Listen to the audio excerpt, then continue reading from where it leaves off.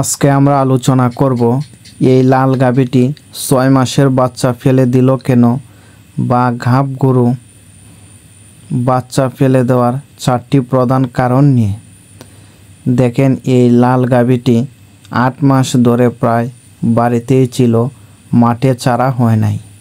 হঠাৎ করে মাঠে ছাড়ার ফলে এই গাভীটি খুবই দৌড়াদৌড়ি করে অন্য গাভীর উপর ওঠার চেষ্টা করে, খুব বেশি লাফালাফিও করছে, যার কারণে বাচ্চাটি স্থান ছেড়ে দেয়। এবং একদিন পরেই দেখি এই গাভীটি এই 6 মাসের বাচ্চাকে ফেলে দিছে।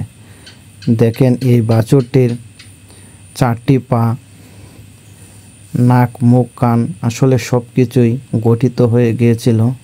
তাই আপনারা গাব গরুকে হঠাৎ করেই মাঠে ছাড়বেন না, তাহলে এই সমস্যার সম্মুখীন হতে পারেন। এছাড়াও গাব গরু বাচ্চা নষ্ট করার 4টি বৃহৎ কারণ রয়েছে। যেমন 1, গাব গরু পা পিছলে পড়ে গেলে বাচ্চা নষ্ট হতে পারে। খাবারের সাথে কোনো বিষাক্ত কিছু খেলে বাচ্চা নষ্ট হতে পারে, এমনকি গরুরও সমস্যা হতে পারে। এছাড়া গাব গরু খুব বেশি দৌড়াদৌড়ি করলে, লাফালাফি করলে, যেমনটি হয়েছে আমার এই গাভীর ক্ষেত্রে।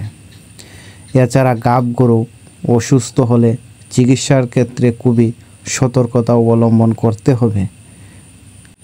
খুব ইমার্জেন্সি ছাড়া এই গাব গরুকে অ্যান্টিবায়োটিক ওষুধ দেওয়া যাবে না। যদিও দিতে হয় তাহলে প্রেগনেন্সি সেফ অ্যান্টিবায়োটিক ওষুধ দিতে হবে। যদি প্রেগনেন্সি সেফ ছাড়া অ্যান্টিবায়োটিক ওষুধ দেওয়া হয় তাহলে গাব গরু বাচ্চা নষ্ট করতে পারে। তাই চিকিৎসার ক্ষেত্রে খুবই সতর্কতা অবলম্বন করতে হবে।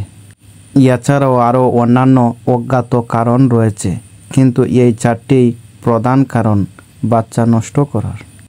ভিডিওটি যদি ভালো লাগে তাহলে অবশ্যই চ্যানেলটি সাবস্ক্রাইব করবেন।